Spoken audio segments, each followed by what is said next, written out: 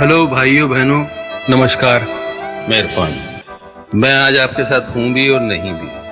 खैर, ये फिल्म अंग्रेजी मीडियम मेरे लिए बहुत खास है। सच यकीन मानिए, मेरी दिली ख्वाहिश थी कि इस फिल्म को उतने ही प्यार से प्रमोट करूं जितने प्यार से हम लोगों ने बनाया है। लेकिन मेरे शरीर के अंदर कुछ अनवांटेड मेहमान बैठे हुए हैं, उनसे वार्तालाप चल रहा है। देखते हैं किस करवट उठ बैठता है। जैसा भी होगा आपको इत्तला कर दी जाएगी। अस्सलाम वालेकुम दोस्तों, आज हम आपके साथ हॉलीवुड के अजीम अदाकार इरफान खान का एक इंतहाई दिल दहला देने वाला ख़त शेयर करने जा रहे हैं, जो इन्होंने अपनी ज़िंदगी के आखिरी लम्हात में हस्पताल से लिखा था।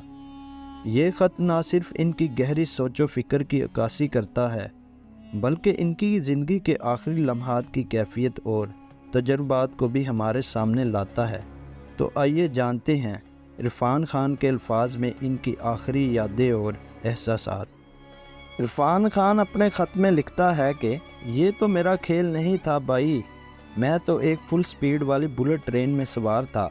मेरे तो ख्वाब थे, कुछ काम थे जो करने थे, कुछ ख्वाहिशें थी, कुछ टारगेट थे, कुछ तमन्नाएं थी, आरज़ुएं थी, और मैं बिल्कुल इनके दरमियान लटका हुआ था। अब क्या होता है कि अचानक पीछे से कोई आकर मेरे कंधे थपकता है। जो मैं मुड़कर देखता हूँ तो ये टिकट चेकर है। तुम्हारा स्टॉप आने वाला है बाबू, चलो अब नीचे उतरो। मैं एकदम परेशान हो जाता हूँ।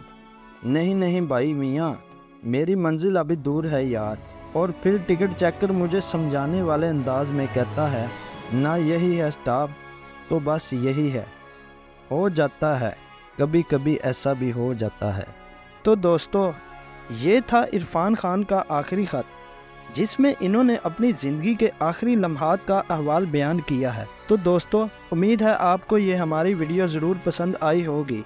वीडियो पसंद आने की सूरत में हमारे चैनल को सब्सक्राइब करें, इस वीडियो को लाइक करें और दोस्तों के साथ शेयर करना ना भूलें। अल्लाह हाफिज़।